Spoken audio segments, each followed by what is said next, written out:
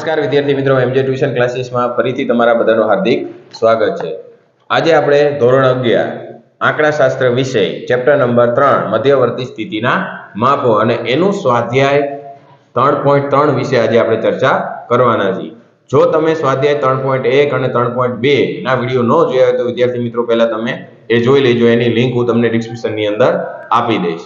અને જે વિદ્યાર્થી મિત્રો અમારી ચેનલ ઉપર નવા હોય તો ચેનલને સબસ્ક્રાઇબ કરજો, વિડીયોને લાઈક કરજો અને આગળ શેર કરજો, જેથી કરીને આવનારા નવા વિડીયો 11મા ધોરણની આંકડાશાસ્ત્રને લગતા તમને હું પ્રોવાઈડ કરી શકું। એટલા માટે ચેનલને સબસ્ક્રાઇબ કરજો, જેથી કરીને સરળતાથી તમને અમારા વિડીયો પ્રાપ્ત થઈ શકે અને એની નોટિફિકેશન ઓન રાખજો, જેથી કરીને અમારો વિડીયો સૌથી પહેલા તમે જોઈ શકો।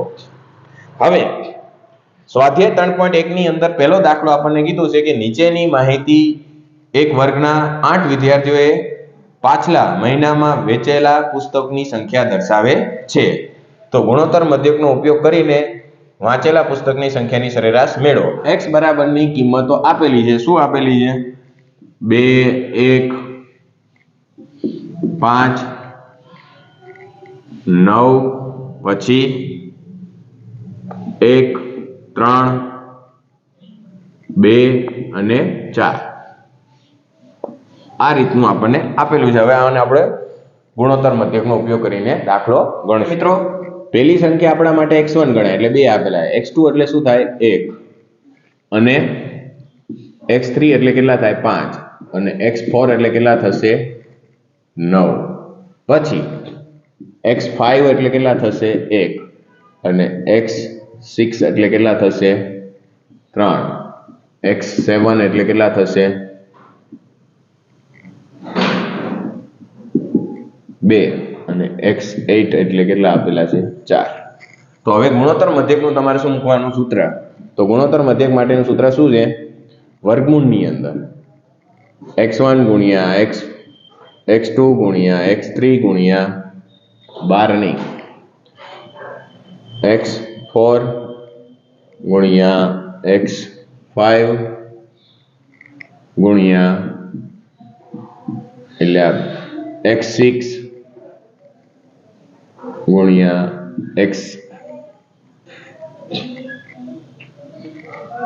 x7 ગુણ્યા x8 આ સૂત્ર મૂકી દેવાનું। હવે બધાનો શું કરવાનો? ગુણાકાર। વર્ગમૂળની અંદર 2 ગુણ્યા 1 ગુણ્યા 5 ગુણ્યા 9 ગુણ્યા 1 ગુણ્યા 3 ગુણ્યા 2 ગુણ્યા 4। ઓકે, તો હવે બધાનો ગુણાકાર કેટલો થાય છે જોઈએ। તો 2 ગુણ્યા 1 ગુણ્યા 5 ગુણ્યા 9 ગુણ્યા 1 ગુણ્યા 3 ગુણ્યા 2 ગુણ્યા 4 એટલે કે 2160। ટોટલ 8 આપણને અવલોકનો આપેલા છે। તો આપણે આનું વર્ગમૂળ કેટલી વાર કાઢવાનું? 3 વાર।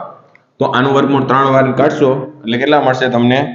1, 2 અને 3 એટલે 2.61 મળશે જવાબ। કેટલો મળશે આપણે? 2.61। જો 8 સંખ્યા આપેલી હોય તો આનું વર્ગમૂળ કેટલી વાર કાઢવાનું? આપણે 3 વાર। ઓકે વિદ્યાર્થી મિત્રો, હવે જોઈએ આપણે દાખલા નંબર 2। આ હતો દાખલા નંબર 1 સ્વાધ્યાય 3. હવે આપણે દાખલા નંબર 2 વિશે ચર્ચા કરશું। તો દાખલા નંબર 2 ની અંદર શું કીધું છે? એક મશીનની કિંમતમાં તેના પહેલા 4 વર્ષમાં અનુક્રમે 10%, 7% અને 2% દરે ઘસારો છે। તો આ ઘસારાના દરની સરેરાશ યોગ્ય રીતે શોધો। તો અહીંયા ઘસારો કીધો છે તો ઘસારો શું થાય? હંમેશા બાદ થાય, 100 માંથી બાદ કરવાનો। x1 બરાબર આપણે કેટલા લઈશું? તો પહેલા કેટલા ટકા કીધો એ ઘસારો? 10%। તો 100 માંથી આપણે 10% બાદ કરીએ એટલે કેટલા મળશે આપણને? 90। પછી આપણને કીધું છે x2, તો એમાં આપણે 60% છે તો એમાં 100 માંથી બાદ કરશું એટલે કેટલા મળશે? 3 છે। પછી 5% કીધું તો x3 એટલે કેટલા મળશે આપણને? 95 અને x4 એટલે કેટલા મળશે આપણને? 98। રેડી? તો આ x1 x2 અને x3 અને x4 મળી ગયા। જો ઘસારો કીધો હોય તો તમે શું કરતા હતા? મિલકતોની જે મિલકત આપે એમાંથી ઘસારો શું કરતા હતા? બાદ કરતા હતા। આમાં પણ 100 માંથી આપણને ખબર નહીં કે મિલકતની કિંમત કેટલી છે, તો શું ધારી લેવાનું? 100। તો 100 માંથી શું કરતું જવાનું? હંમેશા બાદ કરતું. જો વધારો કીધો હોય તો 100 માં શું કરવાના? પ્લસ કરવાના. અહીંયા આપણને ઘસારો કીધો છે તો શું કરતું જવાનું? બાદ કરતું જવાનું. હવે આપણે g માટેનું સૂત્ર મૂકશું ગુણોત્તર મધ્યકનું. g બરાબર વર્ગમૂળની અંદર x1 x2 x3 અને ગુણ્યા x4. હવે આની અંદર વર્ગમૂળની અંદર 90 ગુણ્યા 93 ગુણ્યા 95 ગુણ્યા 98 આ બધાનો શું કરવાનો? ગુણાકાર. 4 સંખ્યા આપેલી એટલે વર્ગમૂળ કેટલી વાર કાઢવાનું? આપણે 2. તો હવે આપણે 90 ગુણ્યા 93 ગુણ્યા 95 ગુણ્યા 98 કેટલા મળશે આપણને? 77 92 4700. બરાબર. હવે આનું આપણે એકવાર વર્ગમૂળ કાઢશું એટલે આપણને સંખ્યા શું મળશે? 88 27 પોઈન્ટ પછી 4 આંકડા લેવા જેથી કરીને જવાબ સરળતાથી આવી જાય. બરાબર. હજી બીજી વાર વર્ગમૂળ કાઢવાનું એટલે કેટલા આવશે? 93.95. આ આપણને g બરાબરનો જવાબ મળે છે. પણ હવે વિદ્યાર્થી મિત્રો આની અંદર એક વસ્તુ વધારે કીધી, ઘસારો કીધો હોય તો આ ઘસારો 100 માંથી શું કરવાનો? બાદ કરવાનો. તો કેટલા આવશે આપણને? તો માંગેલી કિંમત જે મળી છે g બરાબર શું મળશે આપણને? 100 - 93.95. તો તમે 100 માંથી 93.95 બાદ કરશો એટલે વિદ્યાર્થી મિત્રો તમને મળશે 6.05. ઓકે. તો g બરાબરનો જવાબ, સાચો જવાબ શું આવશે? 6.05. કારણ કે આપણને ઘસારો કીધો હોય તો ટોટલ આટલો સરેરાશ ઘસારો કેટલો મળે છે આપણને? 93.95. તો 100 માંથી બાદ કરશો એટલે ખરેખર ઘસારો કેટલો થાય છે? 6.05. ઓકે વિદ્યાર્થી મિત્રો, આ હતો આપણો દાખલા નંબર 2. હવે જોઈએ દાખલા નંબર 3 ઉપર. ઓકે વિદ્યાર્થી મિત્રો, જો ન ખબર પડી હોય તો મને નીચે કોમેન્ટની અંદર જણાવી શકો. હવે આપણે જોશું દાખલા નંબર 3. તો દાખલા નંબર 3 ની અંદર શું કીધું છે જોઈએ. તો દાખલા નંબર 3 ની અંદર કીધું છે એક ટેક્સીએ સોમવારે 15 કિમી અને મંગળવારે 254 કિમીનો પ્રવાસ કર્યો. આ 2 દિવસોમાં પ્રવાસ કરેલા અંતરની સરેરાશ ગુણોત્તર મધ્યકનો ઉપયોગ કરીને મેળવો.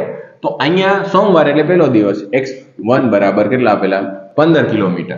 પછી તમને એમ કીધું છે કે મંગળવારે કેટલું કાપે છે? 254 એટલે કે x2 બરાબરની બીજા દિવસે 254 કિલોમીટરનો પ્રવાસ કરે છે. આ બે સંખ્યા આપેલી છે x1 અને x2. તમારે શું કરવાનું છે? g નું સૂત્ર મૂકવાનું છે. શું? x1 ગુણ્યા x2. હવે આના બરાબર આપણે x1 એટલે 15 લઈશું ગુણ્યા કેટલા કરશું? 254 એટલે શું આવશે આપણે જવાબ? 15 ગુણ્યા 254 કરશો, 15 ગુણ્યા 254 એટલે કેટલા મળશે? 3810. હવે બે જ સંખ્યા આપેલી એટલે વર્ગમૂળ કેટલી વાર કાઢવાનું? એક જ વાર. એટલે g બરાબરનો જવાબ આપણને કેટલો મળશે? આનું વર્ગમૂળ કાઢશો એટલે કેટલા મળશે આપણને? 61.73.